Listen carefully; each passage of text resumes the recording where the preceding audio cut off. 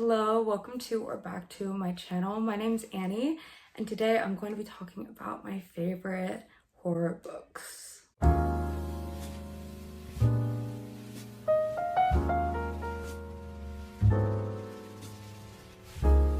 As you may or may not know, I love horror. I love Halloween. I love horror films. I love being scared. So I thought I'd recommend some books that you can read this spooky season or even into November, because I know that this video is coming out a bit late in the season. I apologize for that. I have 6 books I'm going to be talking about today, and I did try to kind of recommend ones that I think would be good reads in the fall. They're not like specifically themed for fall, but I tried to avoid ones that I would really associate with another season, if that makes sense.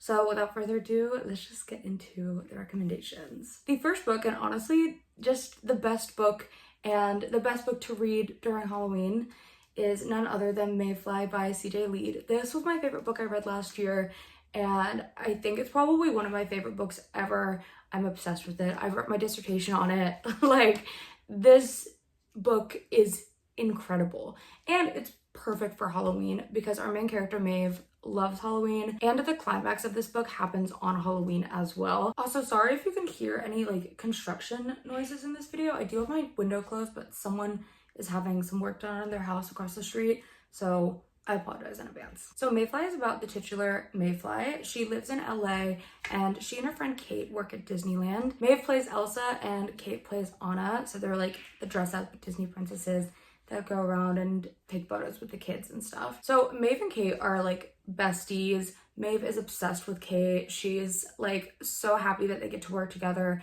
But unfortunately, Kate has other plans. Like, she wants to become an actress and make it in Hollywood. So this job at Disneyland is really only temporary for her. And Maeve loves working at Disneyland. Like, she would never stop if it was up to her. She feels that if Kate made it as an actress, she would inevitably like leave Maeve behind. And the only other person that Maeve is really close to outside of Kate is her grandmother Tallulah, who's a former Hollywood actress. Unfortunately, at the moment, Tallulah is in a coma. But Maeve is really not doing well with Tallulah's absence, mostly because Tallulah is kind of the person that keeps her grounded. She's the only person that really understands Maeve. And the reason for that is because she and Maeve both have one thing in common. They are serial killers. And as much as Maeve loves Kate, Kate could just never understand like the darkness that is innately within Maeve like Tallulah can. So Maeve is kind of in this like precarious position when we start the book, because Tallulah is really the one that like keeps her in check.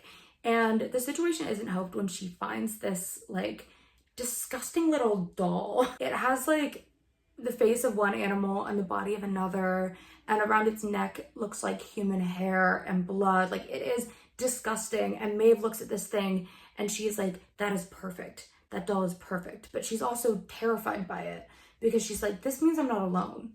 I'm not the only really, really twisted person in LA right now. So that's where the kind of action of the story starts to kick in. We also meet Kate's brother Gideon, who is like a famous hockey player. He wants to get to know Maeve, but she's like very against it. She kind of just likes living in her own bubble, and all these little things are starting to threaten that. If that didn't sound like much plot to you, don't worry. There is like a big plot and lots of things that happen. This is an extreme horror, so be warned of that. But I didn't want to say too much about like the meat of the plot because I didn't want to spoil it. I feel like I also did talk about it a lot. I don't know. Also, can we take a moment for the cover? This is my favorite cover of a book ever.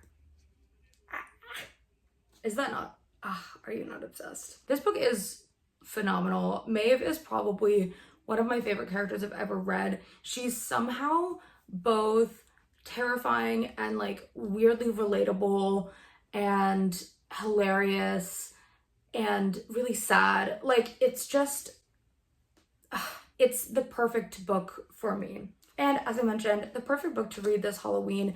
The writing is phenomenal. The author, CJ Lead, actually made a playlist that you can listen to on Spotify with all these spooky songs in it, because Maeve loves Halloween music, and I listen to it, well, I would say every year during spooky season, but it's last year and this year. So I will be listening to it this year. But overall, it's somehow a book that manages to be like fun and quirky while also being really sad and scary, and it's right up my alley. So if you like kind of weird girl, extreme horror, read this book. I can't recommend it highly enough. Honestly, I'm obsessed with it. Moving on, I have The September House by Carissa Orlando. I think I read this last fall, maybe, on audiobook, and I would highly recommend the audiobook. I really enjoyed it. This book follows this woman who's living in her dream house. Like, she found this house, it's beautiful, it's perfect, it's everything she could ever want. She moved into the house with her husband, and they've been there a couple years now, but they pretty quickly, during the first year, realized that this house has a major quirk, which is that it gets haunted every September. For the whole month of September, there's things like blood running down the walls, there's like monsters, they have this like servant lady that kind of came with the house that is, I believe, a zombie or a ghost. Like she's undead, and she's there all year round. But during September, things get really hard to manage around the house, and the wife is like fine with it. She's like, you know what, sometimes we have to make sacrifices for the things that we really want, and I want this house. It's my perfect house. I'm obsessed with it. I want to stay here forever. And her husband's like, are you crazy? Can we please move? I hate this. Because every September, the haunting is getting worse and worse and worse. So we follow her one September when her husband has mysteriously disappeared. We don't know if he left. We don't know where he is, but he is not at the house. And our main character doesn't really seem to want to talk about it. The problem is that her daughter has started calling and asking where her father is. Their daughter is like an adult, she's moved out, and she's not super close with either of her parents, but after months, you do start to notice when your dad is always out the house whenever you call. So she starts to get really concerned and decides that she's going to visit the September house, which she's never been to before. And obviously this is all happening during the month of September. So our main character really, really does not want her daughter there. And chaos kind of ensues from that point forward. This book is so good. It's like darkly quite funny, but there's actually scary moments within it. There's a beautiful kind of development in the relationship with this mom and her daughter. There's the mystery element of like where the dad went, and then also the mystery of the house itself. Like, why is this happening? What's down in the basement? And like, will this September haunting ever stop? And also this book, like a lot of the ones I'm going to be recommending, has kind of a deeper meaning behind it that becomes quite obvious as you read through the book. But those are my favorite types of horror, like whether it's film, TV, books, horror that has some sort of deeper meaning and like a subject that you can really dig into. And that's, without spoiling it, that is the part that I liked the most about The September House. Next up, we have Black Sheep by Rachel Harrison. This book follows our main character, Vesper, who left house at 18 and has kind of been living like a very mediocre existence ever since. She doesn't really like to talk about her past with anyone. She kind of works like shitty food service jobs, and she's trying to get by when we meet her. However, she is invited back home for a wedding, and unfortunately this wedding is between her former best friend or cousin, potentially both, but they were very close, and her ex-boyfriend, that's pretty sad. But she's very resistant to going back, not just because she hates the fact that this wedding is happening, but also because the reason she left home as soon as she could was because she grew up in this very religious community that seems a little bit cult-like, and she was never close with her parents. Her dad was like rarely around, and her mother is this famous like scream queen, the queen of horror, and was very cold to Vesper growing up. Unfortunately, through a series of events, it becomes clear to Vesper that she has to go back for this wedding. So we follow her, you know, as she does that, as she reunites with the family, and we learn more about all the culty things that are going on there. This book was so much fun. It is it's very over the top. I will say that, like, it kind of takes everything to the max, and I really liked that. Like, it really just went there, especially in the latter half of the book. I thought it was a really fun time. Obviously, like, her mom is like this scream queen, so when she goes home, her house is all like spooky and has like old props from the old horror movies she's been in, so it has kind of like a good atmospheric sort of fall feeling. I just enjoyed the writing style. I thought the plot was really fun. Definitely has some scary moments, but I wouldn't say this one is that scary. So yeah, that's Black Sheep by Rachel Harrison. Next up, if you want a really short, very, very short book to read for Halloween, I would recommend The Grownup by Gillian Flynn. This is the author of Gone Girl and Sharp Objects. I love her so much. And I read this probably within the last 6 months. I would say it's maybe 70 pages, but the book it's in is like quite small. So it really takes no time at all to read. But without giving away too much, since this is a novella, this follows this like kind of scammy psychic slash sex worker. Like she does kind of like softcore sex work, and then she also has started being like a fake psychic on the side. And one day a woman comes in to see her and is like, really, she is like having a meltdown, and she's like, there is something wrong with my house is haunted, please come and cleanse it. And our main character, looking for an opportunity to make some money, is like, sure, I'll go do that. And then she realizes that she's kind of way in over her head once she actually sees the house. I really liked this. It was fast-paced, it was atmospheric, and it has this twist at the end that was so shocking to me and could be interpreted in so many different ways that I was kind of thinking about it for quite a while after I finished reading it. So that's The Grownup. Next up, I have Incidents Around the House by Josh Malerman. This book was so good, and I don't know why I expected not to like it.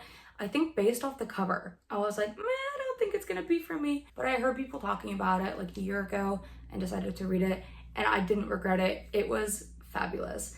It is basically told from the perspective of 8-year-old Bella, a girl who is just a bit troubled. She is an only child and lives with her parents, and every night after they like say goodnight and close the door, she sees this figure that she calls Other Mommy coming and crawling towards her like on the ceiling or coming from under her bed, and she is creepy. She's really creepy. And every night or every day, whenever she sees her, she has the same question for Bella: can I go inside your heart?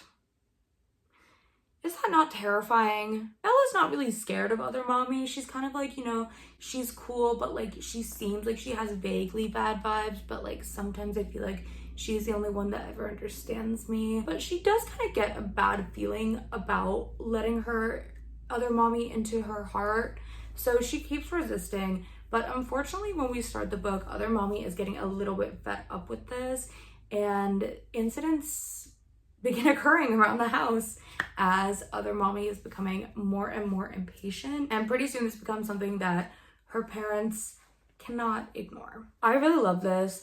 I was extra skeptical, I think, when I started this book because I realized it was from the perspective of a child, which I usually don't like, and it's, I think, really hard to get right. Josh Malerman somehow did it perfectly. Like, there were just times when Bella would like overhear adults having a conversation, for instance, and wouldn't be able to quite grasp what was happening, especially if that was something that was like quite sad or distressing and she like really had no idea. It just adds a lot to the story, like a lot of emotional weight to it and a lot of horror-ness, a lot of scariness to the story when you're reading from the perspective of a small child. But I really liked it. I thought it was scary. It's super fast to get through, by the way. Some of the pages only have like a couple lines on them, so would highly recommend this if you're looking for a quick read to get in before Halloween. Last but not least, I have The Last House on Needless Street by Katrina Ward. I feel like this is talked about a lot on booktube, so I'll keep it a little bit short,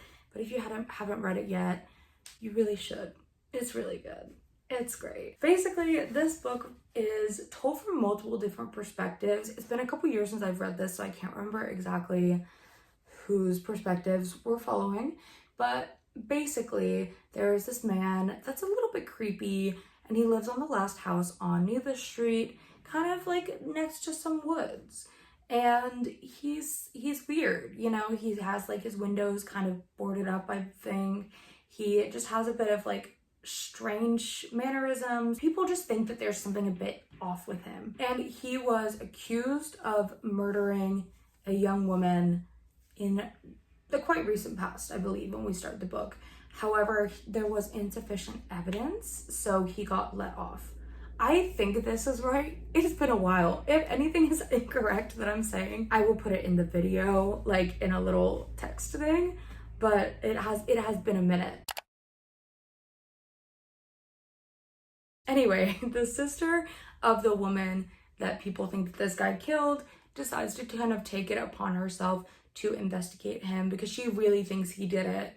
And that's where the book kind of begins. This book blew my mind. There's several twists in this book, and the first one I saw coming, and then there was another one and I was like, oh, I had kind of thought like maybe that was possible, but I was like, surely not. And then there was another one and I did not see it coming. It's such an engaging reading experience. I think Katrina Ward was like incredible at knowing when to kind of withhold information. So even as you're gaining like little breadcrumbs of like maybe what's happening, you struggle as a reader to get the full picture until exactly when she wants you to.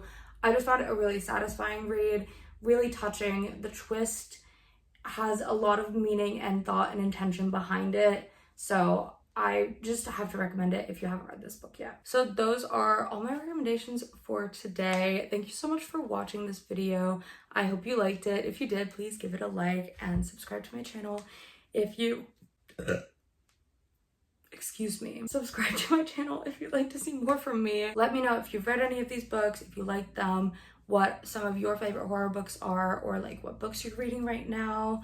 I am currently reading My Heart is a Chainsaw by Stephen Graham Jones, and I just started Wake Up and Open Your Eyes yesterday. I'm doing like a horror reading vlog, so look forward to that. It should be out next week. As always, I hope you're having a great day wherever you are, whenever you are, and I will see you in my next video, hopefully coming soon.